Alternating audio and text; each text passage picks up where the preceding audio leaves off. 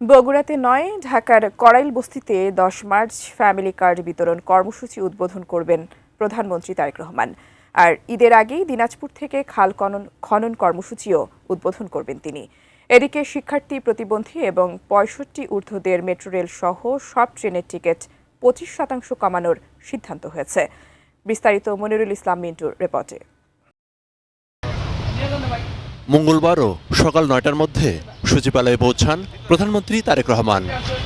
প্রথমে তার সঙ্গে কোস্টগার্ডের সার্বিক বিষয়ে আলোচনার জন্য সাক্ষাৎ করেন মহাপরিচালক রিয়ার অ্যাডমিরাল মোহাম্মদ জিয়াউল হক।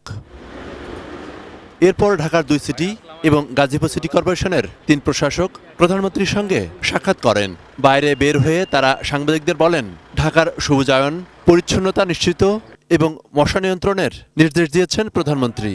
2 সিটিতে আগের কর্তৃপক্ষ প্রায় 1400 কোটি টাকার বিভিন্ন প্রকল্পের ওয়ার্ক অর্ডার দিলেও কর্পোরেশন চালানোর জন্য তহবিল নেই বলে জানান তারা। রাজস্ব বাজেটের উপর ভর করে আমরা বেতন দিতে যাই, তাহলে বেতন দিতে পারবো না। আমরা ওনার কাছে ঠোক বরাদ্দ চেয়েছি যাতে সিটি কর্পোরেশন চালানোর জন্য আমাদের সুবিধা হয়। দুপুরে প্রধানমন্ত্রীর সঙ্গে বৈঠক করেন সড়ক পরিবহন ও রেলপথ মন্ত্রণালয়ের 3 মন্ত্রী ও প্রতিমন্ত্রী। পরে রেলপথ মন্ত্রী সাংবাদিকদের বলেন, ঈদকে সামনে রেখে সড়ক, রেল ও নৌপথের সবকিছু নজরদারিতে রাখা হয়েছে। 3টি ক্যাটাগরিতে রেলের টিকিটে ভাড়া কমানোর সরকারের সিদ্ধান্তের কথা জানান তিনি।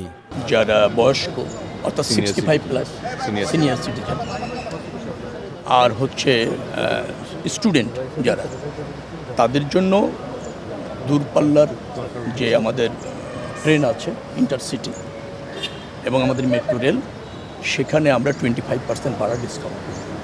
এরপর সমাজ কল্যাণ মন্ত্রী ডাক্তার AJM জাহিদ হোসেন সাংবাদিকদের বলেন, হতদরিদ্র, দরিদ্র এবং নিম্নবিত্তরা ফ্যামিলি কার্ডের সুবিধা পাবেন, মধ্যবিত্ত ও উচ্চবিত্ত কার্ড পাবেন, তবে তারা সুবিধা পাবেন না। এই মুহূর্তে বগুড়া সদরে যাওয়া যেহেতু আচরণবিধি পরিপন্থী হবে, করাইলে ইনশাআল্লাহ ওখানে উনি ফ্যামিলি কার্ড বিতরণের কর্মসূচি শুভ উদ্বোধন করবেন। সর্বশেষ প্রধানমন্ত্রীর সঙ্গে দেশব্যাপী নদী, খাল ও জলধারা খনন নিয়ে সেলের কার্যক্রমের সর্বশেষ অগ্রগতি পর্যালোচনা বৈঠক শেষে পানি সম্পদ মন্ত্রী বলেন, সরকারের প্রথম 180 দিনে 1200 কিলোমিটার খাল খনন করা হবে।